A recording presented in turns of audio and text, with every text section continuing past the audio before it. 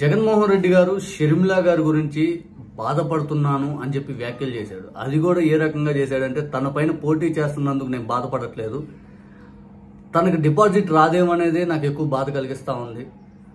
రేవంత్ రెడ్డి అనే ఒక వ్యక్తి ద్వారా షర్మిలా గారిని చంద్రబాబు నాయుడు గారు నడిపిస్తా ఉన్నాడు. ఆంధ్రప్రదేశ్లో కాంగ్రెస్ పార్టీని షర్మిలా గారిని నడిపిస్తుంది కేవలం రేవంత్ రెడ్డి అని చెప్పి జగన్మోహన్ రెడ్డి గారు సంచలనమైన వ్యాఖ్యలు చేశాడని చెప్పొచ్చు. ఈ సంచలనం అనే కంటే కూడా ఇది అందరికీ తెలిసిందే.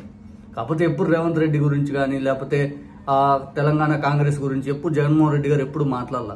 మన తెలుగు రాష్ట్ర ప్రజలు అందరికీ తెలుసు రేవంత్ రెడ్డి బతుకేంటి, రేవంత్ రెడ్డి బుద్ధి ఏంటిది, రేవంత్ రెడ్డి షో మాటలేంటి, రేవంత్ రెడ్డి షో కెపాసిటీ ఏంటి, అది దాని షో మాస్టర్ అని చెప్పొచ్చు. ఆ షో మాస్టర్ రేవంత్ రెడ్డి అసలు ఇంకా జాతీయ స్థాయిలో ఇప్పుడు తను ఒక్కడే నాయకుడిని, ఇంకెవరికి లేదు, తనే సీఎం. ప్రథమంగా ఈ భారతదేశంలో ఇతను ఒక్కడే సీఎం అయింది, ఇంకెవరు కానంత షో చేస్తూ ఉంటాడు రేవంత్ రెడ్డి.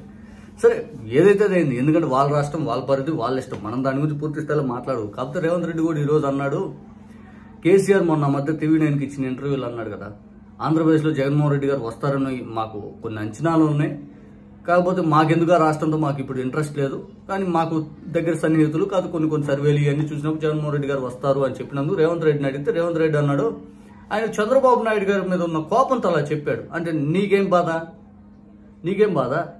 ఆంధ్రప్రదేశ్ రాజకీయాలు ఏళ్ళు పెట్టి కంపు చేసుకోవాలా అంటే నీకు చంద్రబాబు నాయుడు మీద ఇప్పుడు ప్రేమ కానరు అట్లా. మరి ఆ మాట అర్థమైంది. రేవంత్ రెడ్డి ఏమో నన్ను జగన్మోహన్ రెడ్డి గారు కనీసం కట్టసిగ్గు నాకు ఫోన్ చేసేయలేదు, విషెస్ కూడా చెప్పలేదు, నువ్వు సీఎం అయ్యావంటే మాయమే నమ్మలేకపోతున్నావు రా నాయన. జగన్మోహన్ రెడ్డి గారు ఎవరు నమ్ముతారు? ఎందుకంటే నీ షో రింగ్ మాస్టర్లు, పెయింటింగ్ బతుకులు అందరూ తెలుసు.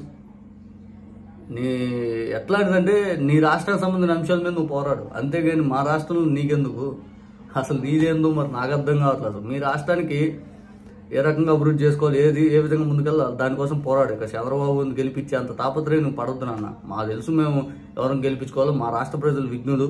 చంద్రబాబు నాయుడు గారిని ఉమ్మడి 9 సంవత్సరాలు భరించలేక సచ్చాం.